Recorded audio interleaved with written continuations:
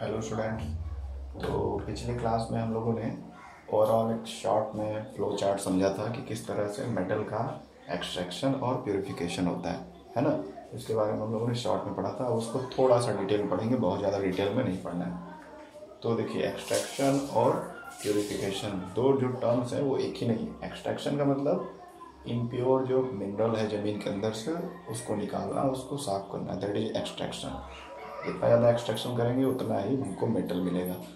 और फिर प्योरीफिकेशन यानी फाइनली प्योरीफाई करके मेटल को अलग निकालना। तो एक्सट्रैक्शन प्रोसेस कई सारे मेथड से होता है, अलग अलग रिएक्टिविटी जो मेटल्स की होती है उसके बेसिस पे एक्सट्रैक्शन किया जाता है। एंड देन फिर प्योरीफिकेशन भी मेटल की रिएक्टिविटी के आधार पे अलग अलग तरीके से किया जाता है। तो उस सारी चीज़ें हम लोग थोड़ी थोड़ी पढ़ेंगे, है ना। तो चलिए, सबसे पहले हम लोग ये टेबल आप देख रहे होंगे, इसको ध्यान से देख लेते हैं, समझ लेते हैं। यहाँ मैंने इस टेबल में मैंने कुछ मेटल्स और उनके कुछ पॉपुलर ओर के नाम लिखे हैं। हालांकि हर एक मेटल का कई सारा ओर होता है जिससे उसको प्राप्त किया जाता है, ऑब्टेन किया जाता है, एक्सट्रैक्ट किया जाता है। बट यहाँ मैंने कुछ कुछ ही लिखे हैं। वैसे सारे आपको याद करने नहीं है, लर्न नहीं करने हैं, कुछ ही याद आप कर सकते हैं, कुछ पॉपुलर है। ऐसे तो मैंने मैक्सिमम लिख दिए हैं, बट ये आपके कोर्स के बाहर की हैं। तो कुछ चीज़ें आपको जो लर्न हो सकती हैं, जो आपके बुक में जिन जिन मेटल्स का रिएक्शन दिया उनके ओर के बारे में आप लर्न कर सकते हैं, बाकी को छोड़ सकते हैं, ठीक है। तो चलिए, सबसे पहले शुरुआत करते हैं सोडियम से। तो सोडियम के कई सारे ओर होते हैं, है ना। सोडियम के ऐसे मिनरल जिसमें से सोडियम मेटल एक्सट्रैक्ट किया जा सके, दैट इज सोडियम ओर। तो सोडियम मेटल का पहला ओर है NaNO3, सोडियम नाइट्राइट, या इसको कॉमन नेम में बोला जाता है चिले सॉल्ट पीटर इसको बोलते हैं। और NaCl सोडियम क्लोराइड, इसको बोला जाता है रॉक सॉल्ट। तो ये दो कॉमन मतलब पॉपुलर ओर हैं किसके, सोडियम के। यानी इनको हम लोग ज़मीन से प्राप्त करते हैं, फिर कई सारे मेथड के द्वारा प्योरीफाई करके सोडियम को अलग निकाल लेते हैं, सोडियम मेटल को, है ना। ये सोडियम मेटल के दो ओर हो गए, ठीक है। सेकंड एल्युमिनियम के भी कई सारे ओर हैं, बट हम लोग दो ही पढ़ेंगे यहाँ पर। एक है बॉक्साइट Al2O3.2H2O, इसको बॉक्साइट बोलते हैं। और बॉक्साइट जो है दुनिया में सबसे ज़्यादा ऑस्ट्रेलिया महाद्वीप है या ऑस्ट्रेलियन कंट्री जो है वहाँ पे सबसे ज़्यादा पाया जाता है। वहाँ की जो मिट्टी है वहाँ पर बॉक्साइट बहुत ज़्यादा पाया जाता है। तो एल्युमिनियम और बॉक्साइट का अच्छा खासा मिनरल कंपोजिशन है वहाँ के अर्थ क्रस्ट में, इन द ऑस्ट्रेलियन कॉन्टिनेंट, ठीक है। तो एक तो हो गया बॉक्साइट इसका और एल्युमिनियम प्राप्त करने का। दूसरा हो रहा है Na3AlF6, इसको क्रायोलाइट बोलते हैं। क्या बोलते हैं? क्रायोलाइट CRYOLIT, क्रायोलाइट बोलते हैं। ये भी एल्युमिनियम का ही एक ओर है, ठीक। तो आपको कुछ ऐसे याद कर लेना है, जैसे सोडियम का कोई कॉमन सा, एल्युमिनियम का ही बॉक्साइट याद कर लेना है, ये इंपॉर्टेंट है ना। जो इजी है उनको याद कर लीजिए आप, मैं टिक भी लगाता जाऊंगा। पोटेशियम का KNO3 नाम का एक होता है और, है ना, इसको नाइटर बोलते हैं। इसका कॉमन नेम है नाइटर, ठीक है, नाइटर NITER, नाइटर। फिर मैग्नीशियम का दो हम लोगों ने लिखा यहाँ पर, और एक मैग्नीशियम कार्बोनेट जिसको मैग्नेसाइट बोलते हैं। क्या बोलते हैं? मैग्नेसाइट, है ना। क्या बोलते हैं? मैग्नेसाइट या मैग्नीशियम कार्बोनेट, इसका केमिकल नेम तो है ही, कॉमन नेम है मैग्नेसाइट इसको बोलते हैं, जिससे हमको मैग्नीशियम प्राप्त होता है, ठीक है। और क्या है मैग्नीशियम का दूसरा और? मैग्नीशियम सल्फेट .7H2, जिसको एप्सम सॉल्ट बोलते हैं। क्या बोलते हैं? एप्सम सॉल्ट, ठीक है, इसको एप्सम सॉल्ट बोलते हैं। तो ये दोनों जो है मैग्नीशियम के ओर हैं, यानी इन दोनों मिनरल से या ओर से हमको मैग्नीशियम प्राप्त होता है अच्छी मात्रा में। फिर कैल्शियम के दो यहाँ में ओर की बात हुई है। एक कैल्शियम कार्बोनेट, इसका बहुत फेमस या पॉपुलर ओर है, जिसमें से ढेर सारा कैल्शियम ऑब्टेन किया जाता है। दूसरा है कैल्शियम फ्लोराइड CaF2, ठीक है। फिर कॉपर की बात करते हैं। कॉपर के दो यहाँ पर हैं और, Cu2O और Cu2S। Cu2O को क्यूप्रिक ऑक्साइड बोलते हैं, है ना, क्यूप्रस ऑक्साइड, और ये क्यूप्रस सल्फाइड। ये दोनों कॉपर की ओर है। उसके बाद सिल्वर को, अच्छे Cu2S को कॉपर ग्लांस बोलते हैं। इसको क्या बोलते हैं? कॉपर ग्लांस, कॉपर ग्लास, ऐसे कॉमन नेम सारे मतलब ओर्स के हैं, लेकिन आप केमिकल नेम भी लिख देंगे तो उससे कोई दिक्कत नहीं है, आपको फार्मूला याद होना चाहिए। तो कॉपर के 2 ओर हो गए। उसके बाद सिल्वर, सिल्वर का यहाँ पे 2 ओर की बात की गई है। पहला है Ag3Sb(S3), है ना, Ag3Sb(S3), Ag3Sb(S3), ठीक है। तो इसका क्या नाम है, इसको देख लेते हैं, थोड़ा सा अजीब सा फार्मूला इसका है ना। इसका नाम है पायरागायराइट, इसका नाम है पायरागायराइट, इसका नाम है पायरागायराइट, है ना, पायरागायराइट। और ये है AgCl, सिल्वर क्लोराइड। इसको बोलते हैं हॉर्न सिल्वर। क्या बोलते हैं? हॉर्न सिल्वर, ठीक है। तो ये कुछ 2 और हो गए हैं सिल्वर के, ठीक है। उसके बाद गोल्ड का हम लोग देखेंगे। गोल्ड का जो है उसको कैल्वेराइट बोलते हैं, ये जो है इसको कैल्वेराइट बोलते हैं, ठीक है। तो गोल्ड का जो ओर है उसको कैल्वेराइट बोलते हैं। उसका फार्मूला है AuTe2, ऑर्जेंटम टेलोरियम डाइटोटेलुरियम, ठीक है ना, ऑर्जेंटम AuTe2। Te मतलब टेलोरियम होता है, टेलोरियम एक मेटल है, तो जल्दी तो ये रिएक्ट करता नहीं है, सिल्वर गोल्ड, है ना, बहुत ही कम रिएक्टिव होते हैं। तो थोड़े मोड़े किसी एलिमेंट से या किसी मेटल से रिएक्ट करते हैं, एक मिनरल या ओर बना लेते हैं और उसी से गोल्ड प्राप्त किया जाता है। जैसे सिल्वर के कुछ हैं यूनिक, और ऐसे ही गोल्ड के भी कुछ हैं, है ना। उसके बाद बेरियम मेटल का और है BaSO4, बेरियम सल्फेट, जिसको बेराइट बोलते हैं, ठीक है। फिर जिंक का देखेंगे, जिंक मेटल का कई सारा और है, जिंक सल्फाइड, जिसको जिंक ब्लेंड बोलते हैं, जिंक ब्लेंड। फिर जिंक कार्बोनेट, इसको कैलामीन बोलते हैं। क्या बोलते हैं? कैलामीन। एक कॉमन नेम है, आप केमिकल नेम और फार्मूला याद रखिए। तो ये कैलामीन हो गया, जिंक कार्बोनेट। फिर जिंक ऑक्साइड को जिंकाइट बोलते हैं। तो ये जिंक के कुछ और हो गए। मरकरी का HgS, जिसको सिनाबार बोलते हैं, ठीक है। मरकरी का जो और है वो है मरकरी सल्फाइड, जिसको सिनाबार भी बोलते हैं कॉमन नेम में, ठीक है। उसके बाद स्टैनेट, जिसको टीन बोलते हैं हम लोग, टीन, इसका नॉर्मल नेम जो है टीन है। तो कैसिटेराइट, ये जो टीन का स्टैनेट, इसको स्टैनेट बोलते हैं। तो स्टैनेट का जो और है वो है SnO2, स्टैनेट डाइऑक्साइड, जिसको कैसिटराइट भी बोलते हैं, कैसिटराइट, ठीक है। फिर लेड आ गया, लेड मतलब सीसा, है ना, सीसा नाम का जो मेटल होता है, लेड का होता है जो और वो होता है लेड सल्फाइड, जिसको गैलेना भी बोलते हैं। क्या बोलते हैं? गैलेना। ओके, तो आपको इन कुछ का फार्मूला याद होना चाहिए, ठीक है। इन कुछ का आपको फार्मूला याद होना चाहिए। फिर आयरन की बात करते हैं। आयरन के भी कई सारे और होते हैं, है ना। तो इस तरह से हमको ये पता चल रहा है इस टेबल के माध्यम से कि एक ही मेटल के केवल एक ही और नहीं होते, कई सारे और होते हैं। अलग अलग जगह पे अलग अलग तरह का और वो बनाएगा और उसमें से हमको हमारा मेटल मिलेगा। लेकिन कुछ ऐसे भी मिनरल होंगे जिसमें उस हमारे पार्टिकुलर मेटल का अमाउंट बहुत कम होगा, तो उसको तो और बोलेंगे नहीं, जैसा कि पिछले क्लास में हम लोगों ने पढ़ा था, ठीक है। तो कई सारे मिनरल्स होते हैं, कई सारे होते हैं मिनरल्स, जिसमें से कुछ जो वैरायटीज होती हैं उनसे उसमें जो मेटल की मात्रा ज़्यादा होती है और उसी को हम लोग और बोलते हैं, और उसी से हम लोग अपना मेटल प्राप्त करते हैं। तो आयरन के भी कई सारे ओर्स हैं। जैसे पहला ये है, इसको हेमेटाइट बोलते हैं, हेमेटाइट। फिर दूसरा Fe3O4, पहला है Fe2O3, इसको हेमेटाइट बोलते हैं, हेमेटाइट। फिर मैग्नेटाइट, Fe3O4 को मैग्नेटाइट बोलते हैं। फिर ये FeS2 को आयरन पायराइट बोलते हैं, आयरन पायराइट। तो इस तरह के कई सारे आयरन के भी और हैं जिससे हम लोग आयरन प्राप्त करते हैं, ठीक है। तो ये सभी सॉइल में पाए जाते हैं अलग अलग जगह पर, ठीक है। हो सकता है कहीं ज़मीन में आयरन हेमेटाइट के फॉर्म में पाया जा रहा है, तो वहाँ से फिर उसको एक्सट्रैक्ट करेंगे, उसका पूरी प्योरीफिकेशन करेंगे, सेपरेशन करेंगे और हमको आयरन मिल जाएगा। हो सकता है कहीं और ज़मीन में, किसी दूसरे कंट्री में इस फॉर्म में पाया जा रहा है आयरन, यानी ये और पाया जा रहा है, तो इस और से आयरन प्राप्त करेंगे। तो कई सारे सोर्सेस हैं। तो एक मेटल के कई सारे जो कि हमारे ओर्स होते हैं। कुछ कुछ के यूनिक केवल होते हैं, जैसे मरकरी का केवल यही है, सबसे ज़्यादा मरकरी सल्फाइड अगर रहेगा कहीं पे तभी वहाँ से मरकरी प्राप्त किया जा सकता है। इसके और जो बाकी ओर्स हैं या मिनरल्स हैं वो ना के बराबर हैं, है ना। तो सबसे ज़्यादा पॉपुलर वो यही हो रहा है हमारा सिनाबार, ठीक है। और कुछ मेटल के बहुत सारे हो रहे हैं और सभी से ज़्यादा मात्रा में हमको वो पार्टिकुलर मेटल मिलता है, ठीक है।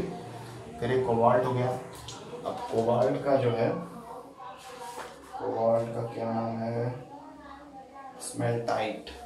तो CuAs2 कोबाल्ट मेटल का जो ओर है वो है CuAs2, ठीक है, CuAs2। फिर निकिल का है निकिल सल्फाइड NiS, ठीक है, निकिल सल्फाइड, जिसको मिलेराइट बोलते हैं। क्या बोलते हैं? मिलेराइट, MILERIT, ठीक है, मिलेराइट। फिर मैंगनीज का जो है उसको बोलते हैं पायरोलियोसाइट, मैंगनीज डाइऑक्साइड भी बोल सकते हैं। कॉमन नेम आपको याद होना बहुत ज़्यादा ज़रूरी नहीं है, फार्मूला याद होना चाहिए कि जो पार्टिकुलर मेटल है उसका ओर क्या है और उसका केमिकल फार्मूला क्या है उस ओर का, है ना, ठीक। तो ये हमारे कुछ मेटल्स हो गए, कुछ पॉपुलर मेटल्स और उनके कुछ पॉपुलर ओर्स, जिनसे हम लोग वो मेटल प्राप्त करते हैं एक्सट्रैक्शन प्रोसेस के द्वारा, मेटलर्जिकल प्रोसेस के द्वारा, ठीक है, क्लियर। चलिए ये समझ में आ गया। अब हम लोग आगे बढ़ते हैं। इसमें से कुछ और के बारे में आप लर्न कर लीजिए, रट लीजिए, याद कर लीजिए कि किस मेटल का कौन सा ओर है। सभी को याद करने की आवश्यकता नहीं है, जितने मैंने टिक लगाए हैं एटलीस्ट उतने याद कर लीजिएगा, आपको काफ़ी हेल्पफुल रहेगा, ठीक है। अब इसके बाद हम लोग कहाँ चलेंगे? हम लोग चलेंगे नेक्स्ट टॉपिक पे। नेक्स्ट टॉपिक हमारा क्या है?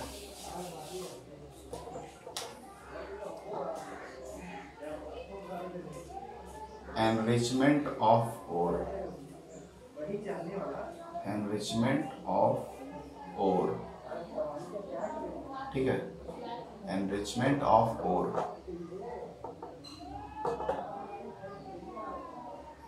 ठीक है, एनरिचमेंट ऑफ ओर का एनरिचमेंट कैसे होता है?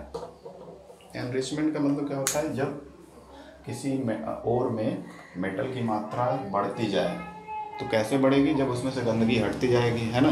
जैसे ओर होता है, ओर में तो एक तो कंबाइंड फॉर्म में, जैसे हम लोगों ने अभी ढेर सारे एग्जांपल देखे कि ओर जो होता है उसमें कई सारे मेटल या नॉन मेटल जुड़े रहते हैं। जैसे टीन था तो इसका ओर था SnO2, यानी टीन के साथ ऑक्सीजन जुड़ के कंपाउंड बना लिया, ये हो गया ओर। लेकिन केवल ऐसे नहीं पाया जाएगा, इसके अलावा इसमें मिट्टी बालू सब मिक्स रहेगा ज़मीन के अंदर। तो सबसे पहले तो उस गंदगी को हटाना है जो सॉलिड फॉर्म में है, फिर उसके बाद ऑक्सीजन को हटाना किसी केमिकल प्रोसीजर के द्वारा जो सुटेबल मेथड होगा, तब जाके हमको प्योर स्टैनेट या टीन मिलेगा, ठीक ना। तो जो हम लोग गंदगी जैसे जैसे हटाते जाते हैं वैसे वैसे हमारा ओर जो होता है एनरिच होते जाता है। क्या होते जाता है? एनरिच। एनरिच का मतलब उसमें मात्रा मेटल की बढ़ती जाएगी, ठीक ना। जैसे मान लीजिए 100 ग्राम हमारा ओर था, मान लेते हैं 100 ग्राम ओर था, लेकिन उसमें जो गंदगी वगैरह सब लेकर ज़मीन से सीधे निकाला गया है, उसमें जब सॉलिड पार्टिकल मिट्टी वालू ये सब देखा गया तो लगभग 50 ग्राम वही हो गया, या इससे भी ज़्यादा हो गया, 60 ग्राम मान लेते हैं कि 60 ग्राम जो है गंदगी है, डर्ट है गंदगी। तो बचा कितना हमारा? 40 ग्राम ओर, है ना। ओर में से जब गंदगी हटाएं, जो सॉलिड डर्ट है, पार्टिकल्स हैं, तो 40 ग्राम हमको ओर मिला। तो जैसे ही हम लोगों ने गंदगी को हटाया, हमारे ओर में मेटल की मात्रा का बढ़ने का जो परसेंटेज है वो बढ़ जाएगा, है ना। इसी को बोलते हैं एनरिचमेंट प्रोसेस, ठीक। तो एनरिचमेंट प्रोसेस कैसे किया जाता है इसको हम लोग समझेंगे, clear. Enrichment of ore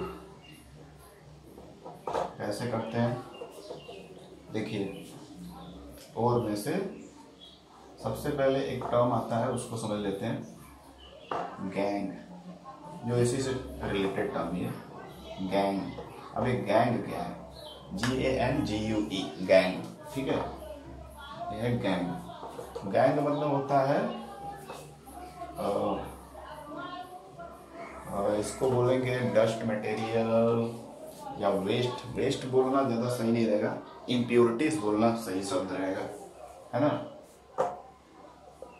impurities, impurities found with ores, जो मेटल के अलग अलग ओर हैं उसमें जो इम्प्योरिटीज रहती है उसी को गैंग बोलते हैं, है ना। Impurities found with ore like sand, soil etcetera, ठीक है।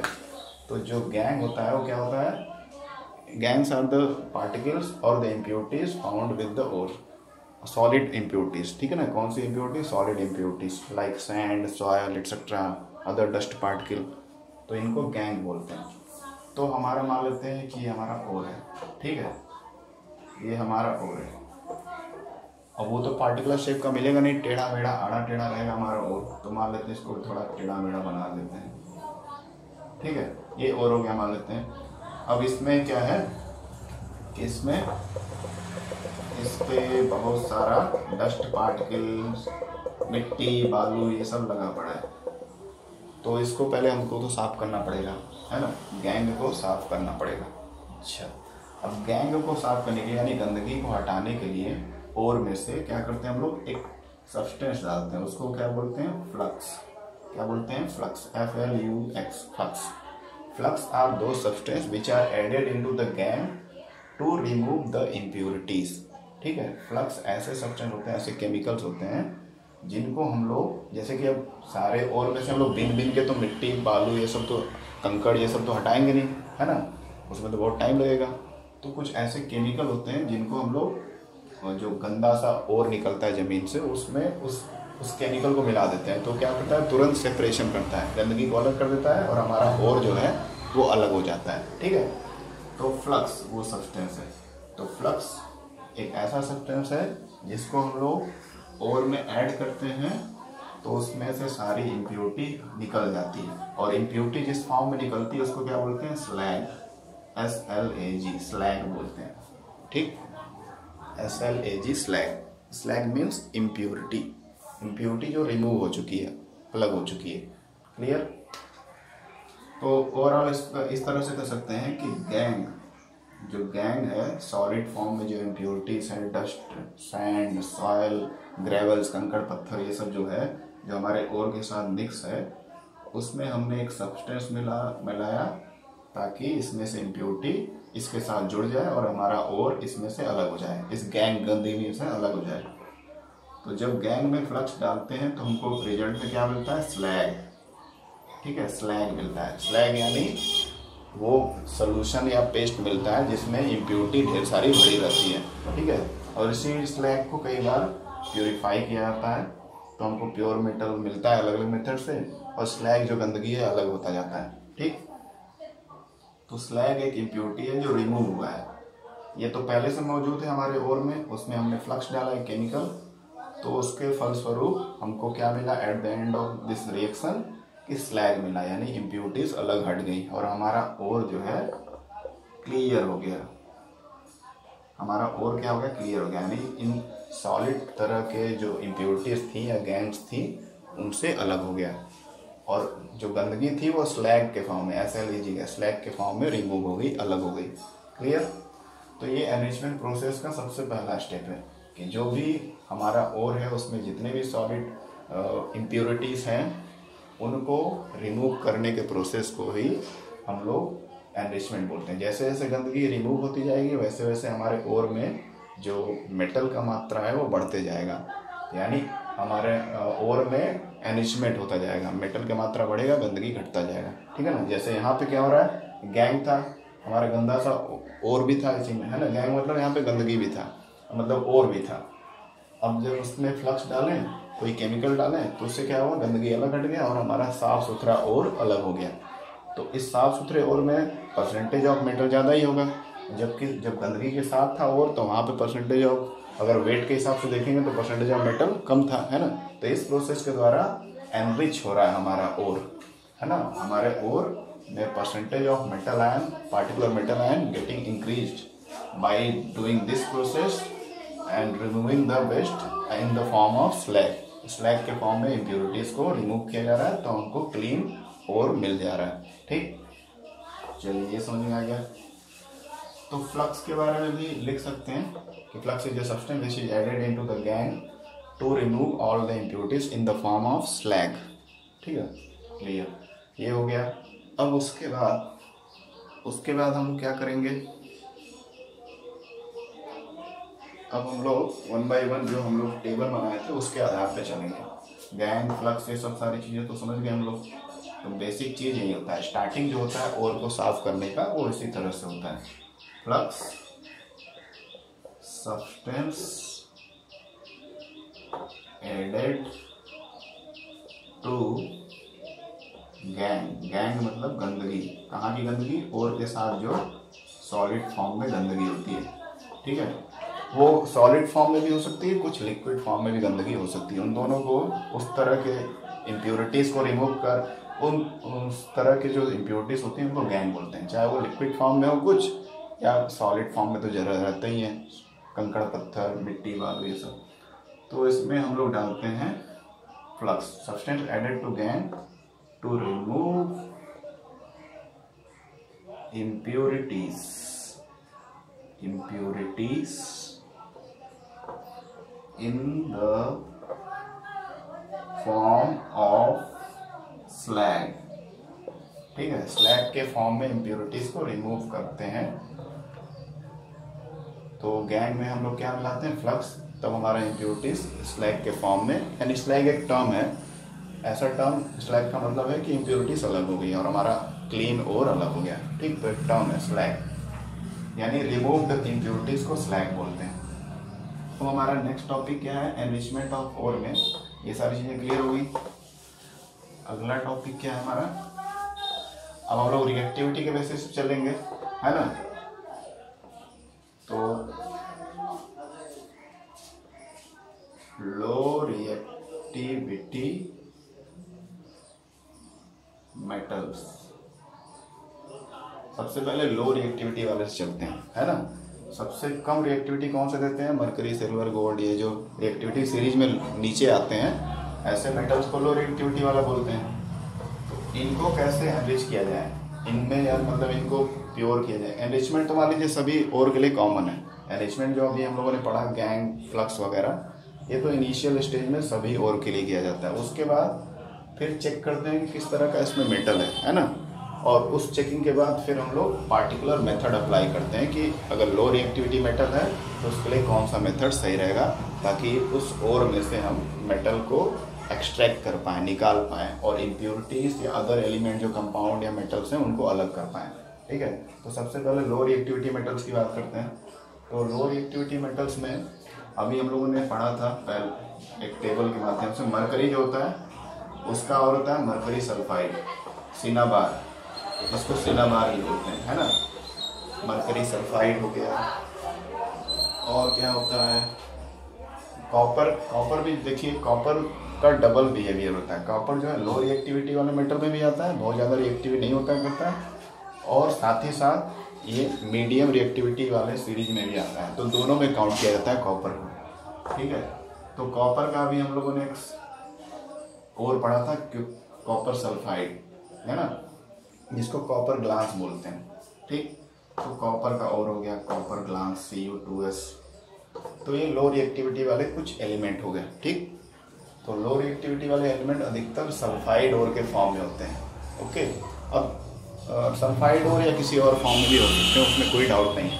ओके, अब करना क्या है इसमें कि चूंकि लो रिएक्टिविटी वाले हैं तो इनमें बहुत ज़्यादा मेहनत नहीं करना है, इनको एक्सट्रैक्ट करने में, यानी मेटल को प्राप्त करने में बहुत ज़्यादा लंबा प्रोसीजर या कॉम्प्लेक्स प्रोसीजर फॉलो नहीं करना है ना। तो बस सिंपल सा करेंगे, सिंपल सा क्या करेंगे, इसको हीट करेंगे, ऑक्सीजन के प्रेजेंस में हीट करेंगे। ठीक, ऑक्सीजन के प्रेजेंस में हीट करेंगे। पहले मरकरी वाला क्या करते हैं कि मरकरी सल्फाइड हमारा है, मान लीजिए हमारा लो रिएक्टिविटी मेटल एक है मरकरी सल्फाइड HgS, है ना। इसको हम लोगों ने हीट किया,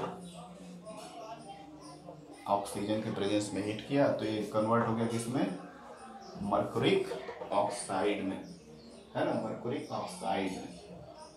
और साथ में सल्फर डाइऑक्साइड गैस बन गया।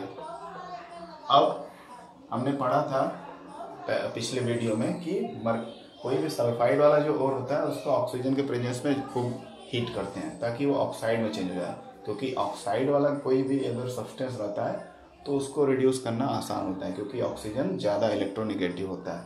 ठीक है, तो सल्फाइड वाले को, कोई भी सल्फाइड वाला अगर ओर है किसी भी मेटल का, उसको ऑक्सीजन के प्रेजेंस में हीट करेंगे ताकि वो ऑक्साइड में कन्वर्ट हो जाए, उस मेटल के ऑक्साइड में। जैसे मरकुरिक सल्फाइड से मरकुरिक ऑक्साइड बन गया। अब यहाँ से इसको रिड्यूस करना बहुत ही आसान होगा। इसको रिड्यूस करेंगे तो आसानी से हमको हमारा मरकरी मेटल मिल जाएगा, है ना। तो इसको रिड्यूस क्या करना है, सिंपल सा हीट कर देना है। लो रिएक्टिविटी मेटल के केस में क्या करना है, बस हीट कर देना है।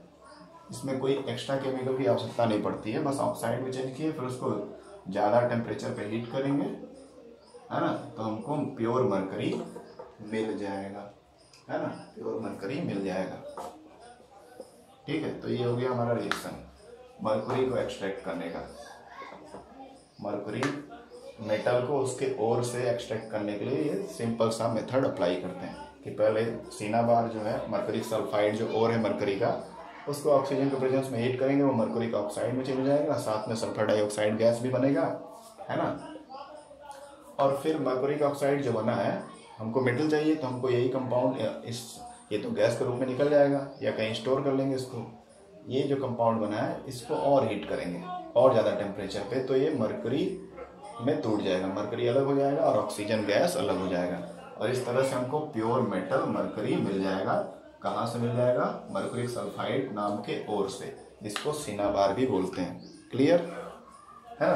तो लो रिएक्टिविटी मेटल्स के केस में सिंपल कोई भी ओर रहे मेटल का, उसको हीट करते हैं, मैक्सिमम हीट करते हैं ऑक्सीजन के प्रेजेंस में, और अल्टीमेटली हमको प्योर मेटल बड़ी ही आसानी से मिल जाता है। क्योंकि लो रिएक्टिविटी वाले जल्दी रिएक्शन करते नहीं है, कुछ गिने चुने एलिमेंट से करते हैं रिएक्शन, तो इसलिए इनको सेपरेट करना बहुत ही आसान होता है ना। तो ये हमारा प्योर मेटल मिल गया। इसको आप बैलेंस करना चाहें तो कर सकते हैं। ये देखिए लिक्विड फॉर्म में होगा, है ना। वैसे तो लिक्विड फॉर्म में होना चाहिए, सॉलिड फॉर्म में, सॉलिड। ये गैस फॉर्म में है, ये सॉलिड फॉर्म में मरकरी ऑक्साइड, ये गैस फॉर्म में ऑक्सीजन हमारा, ये सॉलिड फॉर्म में, ये है हमारा सॉलिड, और ये हमारा लिक्विड। मरकरी तो लिक्विड फॉर्म में होता है ना, और ये हमारा गैस।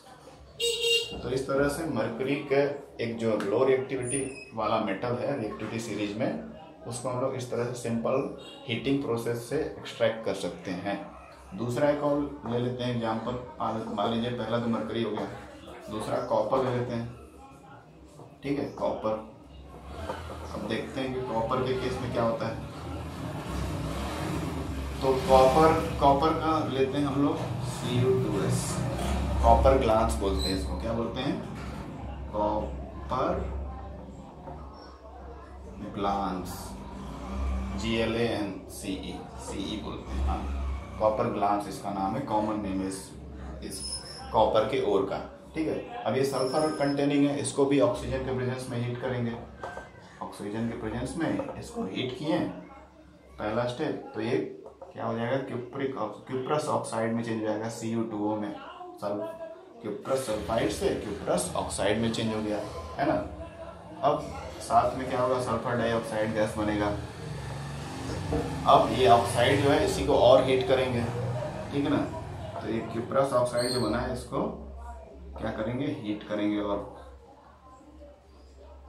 ज़्यादा टेम्परेचर पे, तो हमको प्योर कॉपर मेटल मिल जाएगा, है ना।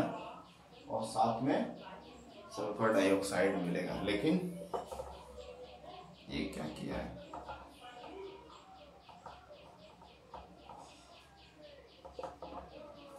ये बड़ा कंफ्यूजिंग है, सल्फर डाइऑक्साइड। यहाँ पे थोड़ा सा ट्रिकी या कुछ नया कंडीशन आ गया कि कॉपर सल्फाइड या कॉपर ग्लास नाम का कॉपर का ये और था, इसको ऑक्सीजन के प्रेजेंस में हीट किया तो क्यूप्रस ऑक्साइड बन गया, Cu2O, ठीक, और सल्फर डाइऑक्साइड गैस बना। अब ये क्यूप्रस ऑक्साइड जो बना है उसको फिर कॉपर ग्लास से रिएक्ट कराएंगे, यानी इसी ओर से फिर रिएक्ट कराएंगे, तो हमको कॉपर मिल जाएगा प्योर फॉर्म में, है ना, प्योर कॉपर मेटल मिल जाएगा, और साथ में सल्फर डाइऑक्साइड गैस भी बनेगा। ठीक है, सल्फर डाइऑक्साइड गैस भी बनेगा। अब कॉपर जो है वो तो सॉलिड फॉर्म में बनेगा, है ना। कॉपर जो है वो तो सॉलिड फॉर्म में ही बनेगा। ये भी सॉलिड फॉर्म में है, ये भी सॉलिड फॉर्म में, ये भी सॉलिड फॉर्म में, सॉलिड फॉर्म में, ये गैसियस फॉर्म में, ये गैसियस फॉर्म में, ये गैसियस फॉर्म में। देखिए मैं बैलेंस रिएक्शन देख रहा हूँ, आप खुद से भी बैलेंस इसको कर सकते हैं एज ए होमवर्क। आप खुद से भी ट्राई करेंगे तो अच्छा रहेगा, ठीक। या फिर एक दो मैं कर देता हूँ बैलेंस। चलिए इसको कर लेते हैं, वैसे आप खुद करेंगे तो ज़्यादा बेटर रहेगा। Cu कॉपर 2 दो कॉपर है, सल्फर एक सही है, 2 ऑक्सीजन सही है, बैलेंस है पूरा। तो ऊपर वाला रिएक्शन तो हमारा पूरी तरह से बैलेंस लग रहा है। कहीं पे डिसबैलेंस हुआ है क्या, ये देखना पड़ेगा, ये देखना पड़ेगा। ऑक्सीजन 2 सल्फर एक सल्फर, कॉपर 2। हाँ ऑक्सीजन का डिसबैलेंस हो रहा है ना, ऑक्सीजन 2 1 3 है, यहाँ 2 है। अच्छा तो इधर 3 इधर 2, तो इधर 3 इधर 2, तो 3 × 2 6 करेंगे, है ना। दोनों तरफ अगर दो नंबर आते हैं अलग अलग तो उनका मल्टीप्लाई कर देते हैं, क्या आएगा 6। अब हमको दोनों तरफ का ऑक्सीजन 6 करना है। इसको 6 करने के लिए क्या करेंगे, 3 से मल्टीप्लाई, है ना। और यहाँ पे यहाँ जितने ऑक्सीजन उनको 6 हमको करना है। ये 2 ऑक्सीजन यहाँ हो गया। अगर यहाँ हम लोग 4 लगाएं, 4 लगाएंगे तो 8 यहाँ पे लगाना पड़ेगा, ज़्यादा बड़ा हो रहा है। 8 लगा सकते हैं, 16 हो जाएगा। नहीं तो यहाँ पर हम लोग क्यों ना यहाँ पर 2 लगा के देखें, 2 दूना के 4। ये थोड़ा छोटा लग रहा है, सही लग रहा है ना। हाँ ये बैलेंस भी लग रहा है शायद, ठीक है। तो ये बैलेंस हो गया। तो इस तरह से आप रिएक्शन को बैलेंस भी करते रहेंगे तो ज़्यादा अच्छा रहेगा, ओके। अच्छा रुकिए, यहाँ पे 4 क्यों में लगा दिए, 2 2 या 4। कॉपर यहाँ 2 था, 2 में लगाया, तो यहाँ भी 2 ही है तो 2 ही लगाऊंगा। मैं सोचा यहाँ कॉपर 1 ही है, तो 2 ऑलरेडी है, Cu2, तो 2 2 या 4 हो गया। तो इस तरह से आप रिएक्शन को बैलेंस करना भी करते रहिए, है ना। तो ये हमारा हो गया एनरिचमेंट। हमने ओर के बारे में इस वीडियो में पढ़ा। उसके बाद एनरिचमेंट ऑफ ओर में से जो सॉलिड या लिक्विड फॉर्म में जो इम्प्योरिटीज़ होती हैं उनको हम लोग कैसे फ्लक्स वगैरह डालकर रिमूव करते हैं। फिर हमारा ओर थोड़ा साफ़ हो जाता है ना। पूरा ये नहीं कर सकते कि साफ़ हो गया, उसमें भी बहुत सारा लंबा प्रोसेस चलता है। फिर देखते हैं कौन सा किस तरह का मेटल उसमें है, उसके बाद उस तरह का मेथड अप्लाई करते हैं। जैसे लो रिएक्टिविटी वाला मेटल है तो उसके कोई भी और है, अगर मरकरी या कोई भी है लो रिएक्टिविटी वाला मेटल, सिल्वर गोल्ड मरकरी, तो उसको हाई टेम्परेचर पे हीट करेंगे ऑक्सीजन के प्रेजेंस में, तो अल्टीमेटली हमको वो प्योर मेटल दे देगा। यहाँ हमने मरकरी और कॉपर के ओर से मरकरी और कॉपर कैसे प्राप्त किया जाता है प्योर फॉर्म में, वो हमने रिएक्शन के फॉर्म में समझ लिया, ठीक है, ओके। तो यहाँ तक हो गया क्लियर। अब अगले वीडियो में हम लोग बाकी के रिएक्टिविटी वाले मेटल्स के बारे में पढ़ेंगे, है ना। जैसे कि मीडियम रिएक्टिविटी वाले मेटल्स और हाई रिएक्टिविटी वाले मेटल्स, इन सब के बारे में हम लोग नेक्स्ट वीडियो में पढ़ेंगे, ओके।